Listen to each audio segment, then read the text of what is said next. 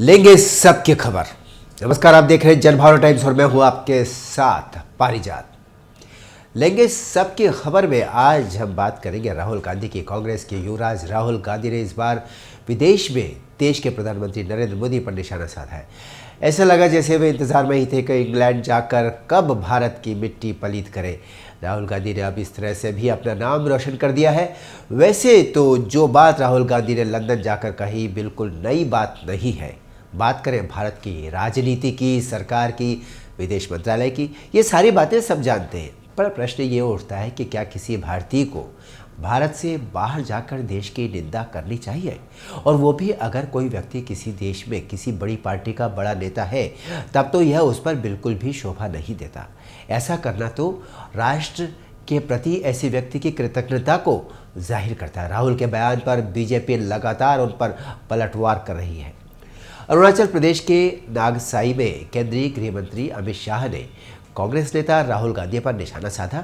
उन्होंने कहा कि वायनाड के सांसद को अपना इटालियन चश्मा उतार करके प्रधानमंत्री नरेंद्र मोदी के विकास कार्यों को देखना चाहिए कि 8 सालों में क्या क्या हुआ। आप भारत के विपक्ष के नेता हैं, इसलिए आप भारत में रहते हुए सरकार की निंदा करते हैं। यहाँ तक तो ये ठीक है, क्योंकि आप निंदा नहीं करोगे तो आप करोगे क्या? और तो और वैसे भी कुछ करने को आपके पास है नहीं। ऐसी हालत में विदेश में भारत की नाक कटाना तो शर्मनाक हरकत है। सच बात तो यह है कि आज भारत का विपक्ष इतना कमज़ोर हो गया है कि उसके पास निंदा के अलावा कोई काम ही नहीं है। भारत में आज विपक्ष की ना तो कोई अपनी विचारधारा है, ना कोई सिद्धांत है, ना विपक्ष की कोई नीति है, ना उसके पास कोई अपना कार्यक्रम है, ना जन आंदोलन है, ना ऐसा कोई मुद्दा है विपक्ष के पास, ना जनहित का कोई लक्ष्य है उसके पास। विपक्ष तो बस निंदा करके दुकान चलाए रखने के लिए ही बचा हुआ है। और बुरी हालत यह है कि देश के विपक्ष के पास आज की तारीख में कोई नेता नहीं है। नेता तो छोड़िए, कोई दिखावटी नेता भी नहीं है भारत के विपक्ष के पास। जो नेता बचे हैं उनको कोई सुनता नहीं है। वे जब तक नहीं बोलते हैं लोग उनको सुनते हैं, लेकिन जब वे बोलते हैं तो लोग हंसते हैं। आज देश के कार्टून चैनल में एक छोटा भीम है तो एक मिस्टर बीन भी है, लेकिन हमारे देश के विपक्ष में बहुत सारे मिस्टर बीन हैं। हाल ही में एक ने तो ये भी कह दिया कि भारत और चीन का सीमा विवाद भी रूस यूक्रेन युद्ध जैसा रूप धारण कर सकता है। एक बार तो ये भी कह दिया कि भारत विभिन्न राज्यों का एक संघ है। हमारे विपक्षी नेता हंसा हंसा कर समाज सेवा कर रहे हैं। ये अच्छी बात है, पर कुछ देश सेवा भी कर ले तो उनके भाग जाग जाएंगे। पूरी ऐसे नेताओं को पढ़ने लिखने पर भी थोड़ा ध्यान देना चाहिए, वरना भारत की तुलना यूक्रेन से करेंगे तो लोग उनकी डिग्री चेक करने की मांग कर देंगे। जीवन में पढ़ाई लिखाई बड़ी महत्वपूर्ण होती है। पहले पढ़ाई लिखाई अगर नहीं हो पाई ढंग से तो कोई बात नहीं, आज ऐसे नेताओं को अखबार ही पढ़ लेना चाहिए, टीवी न्यूज़ देख लेना चाहिए। रोज़ अखबार पढ़कर भी काफ़ी कुछ ज्ञान प्राप्त हो सकता है।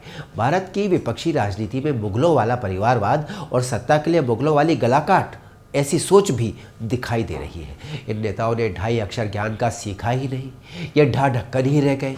कहते हैं कि भारत विभिन्न राज्यों का एक संघ है। बताइए, अर्थात भारत एकात्म राष्ट्र तो है ही नहीं। ऐसा बोलकर तो शायद आप देश में अलगाववाद को बढ़ावा दे रहे हैं। बहुत गंभीर बात है ये। इसी तरह ये महान विपक्षी नेता पाकिस्तान की वर्तमान स्थिति की तुलना भारत से कर देते हैं। क्या कभी भारत में कोई सरकार देश की सेना की उंगलियों पर नाची है? क्या कभी ऐसा हुआ है पिछले 70, 72, 75 सालों में? और तो और ये नेता मुंह खोलते हैं तो बिना तोल बोल के बोलते हैं। इनका कहना है कि इंडिया के न्यूज़पेपर्स और टीवी चैनलों पर गवर्नमेंट ने 100% कब्जा जमा रखा है। आज देश में आपातकाल नहीं चल रहा है।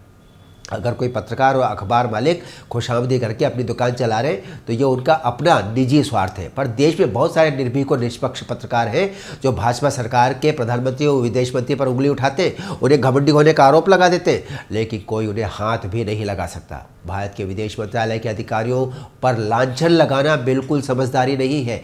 ये भी दूसरी महत्वपूर्ण बात है। हमारे भारतीय विदेश विभाग के अधिकारी दुनिया भर में अपने शिष्ट आचरण और उचित व्यवहार के लिए प्रसिद्ध है।